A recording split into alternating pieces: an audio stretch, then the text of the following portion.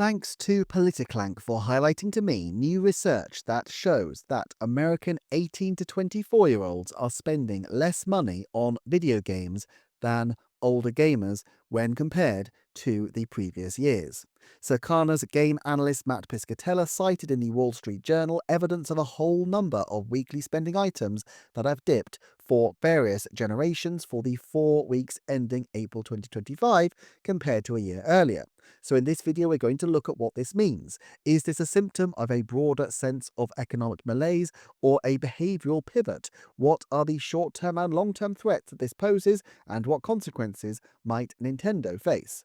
First of all, it's very difficult to analyze this data too precisely with regard to video games without understanding the source, so let's spend a bit of time considering the details of what is being shown. One chart illustrates that spending across a range of items, video games, accessories, small appliances, housewares, technology, prestige, beauty, and more, are all down upwards of 10%, and particularly video games are down significantly for the 4 weeks ending April 2025 for 18 to 24-year-olds. Other age groups do not appear to have been hit in this way. A second graph shows trends over time, with overall purchasing having dipped compared to other age groups, at least as compared to a year earlier.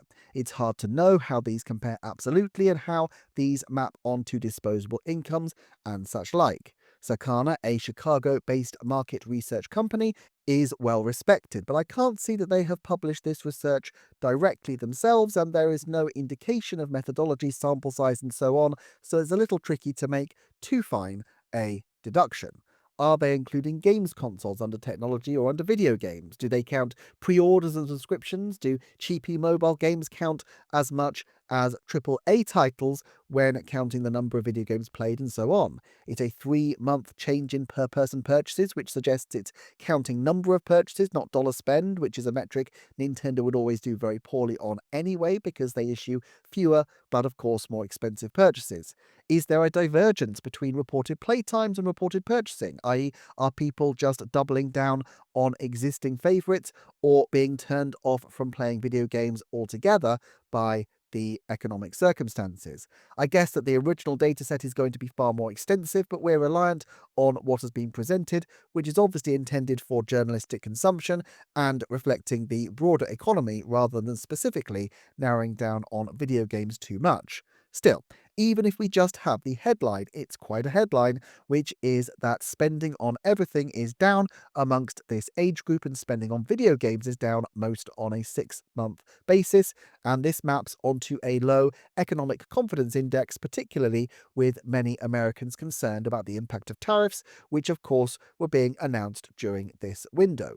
What wasn't clear in this window is the impact of anything to do with the Switch 2, of course, as the Switch 2 had only just been released and was still being announced during April, and so this graph, which represents a period of time before April, would not have led to behaviour changes except insofar as people decided to start saving for the likelihood of an expensive new console coming over the horizon. Now, economic uncertainty is going to affect different people differently, but evidently 18 to 24-year-olds, who are likely to have increasing debts and the least savings, are going to be particularly responsive to these kinds of changes. We can also see that the default game purchases for this period were below older age groups, which I guess is to be expected. On the other hand, this is a fairly small segment of the population. Yes, a rather larger chunk of the active game-playing population, but in Japan, data from Statista puts this at 13.6% of people who play games being in the 18 to 24 category. Now, isolating for a second the rest of the video game industry, what would you expect to see based on Nintendo's release schedule?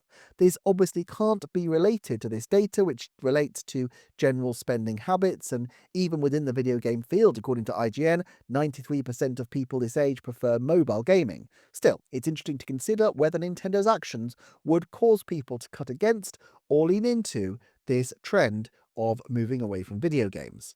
I'd have thought that sales would trend up sharply for Nintendo through 2023 as the effect of Tears of the Kingdom and the Super Mario Bros. Movie hype kicks in, and then during 2024, the purchases would tail off quite a bit, with a particular dip entering 2025 as people, quite frankly, just start saving for the new console. Now, that's not enormously different from the story of this graph, even though, as I've already made clear, this is going to be a complete coincidence, as the effect that Nintendo would have on this is so minuscule that it would not be detectable. If we had a video game specific version of this chart, next year's version of this may be more telling, as we can then see if there's any statistically significant impact from the Switch 2 release. But even then, if the measure is just counting numbers of games, we would expect that to be quite low, because we know from Nintendo's data that most people only had one game on Switch 2 during June. So, I'm a little bit reluctant to draw big conclusions from generalized data, but we can talk about how Nintendo might react to a decline in spending from 18 to 24-year-olds.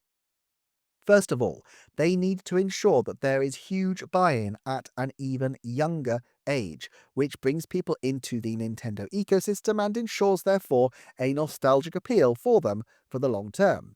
It's one thing if people drift from Nintendo in their 20s, but if they return to it in their 30s and 40s as they have children reaching the same age when they first discovered Mario and Zelda, then it is likely to be for Nintendo's long-term benefit all the same. Still, it's far easier to keep people than it is to win them back.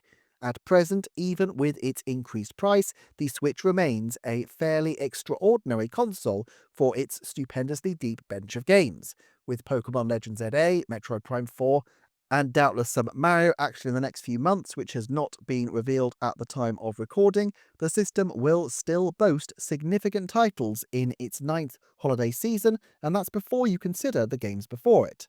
Now, let's look short term and long term. Short term, with 18 to 24-year-olds, Nintendo's focus isn't and can't be the total amount that any one segment of people spend on games. What they can and do focus on is the breadth of the game-playing population as a whole, targeting women and girls or older players at various times in their relatively recent history. And they can try to ensure that when people do go to games for entertainment, they choose Nintendo content over their rivals. Satoru Iwata once reflected that the video game console market as a whole is fairly resilient during downturns because in per dollar terms, games tend to be extremely competitive. Most mid-sized Nintendo games will offer 30 or 40 hours of gameplay, and some outliers will offer hundreds of hours, and sometimes for multiple people. Very few other family activities will compete even before you consider things like transport costs. Now, this kind of family-focused approach is least likely to hold an appeal for people purchasing games aged 18 to 24. I'm sure Nintendo would rather retain these people than not, but given the choice, I think they'd rather put their chips on maintaining families. However, this underpins a far bigger, long-term risk, which is that the market of free-to-start mobile games has Nintendo beat in terms of this low-cost strategy. Nintendo can't make an argument on price here, and they aren't trying to. Their hallmark has to be quality. Even if they were to drop their prices by, let's say, $20 across the board, a $60 Mario Kart World is still substantially more expensive than mobile game rivals, and so it might not benefit them all that much. 81 million people have played Fortnite on Switch, which eclipses the sales of even Mario Kart 8 Deluxe. Now, Mario Kart 8 Deluxe may actually have Fortnite edged out on Switch for raw numbers just because a lot of people will enjoy the game in local co-op, but Switch isn't even the first platform many people will think about when considering a game of Fortnite.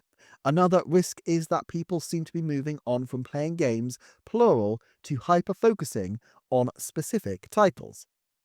Nintendo have some success building games which have extremely dedicated communities who may put in hundreds or even thousands of hours into particular titles, but even these are actually potentially problematic for Nintendo. Someone who only buys Animal Crossing New Horizons represents a spend over the last 6 years of maybe $85 for the game and DLC, plus perhaps $20 a year for the online service, and maybe even a bit more if they buy the DLC through the expansion pack. Add the cost of the system, that comes to around $500 retail as a spend from obsessive Animal Crossing fans.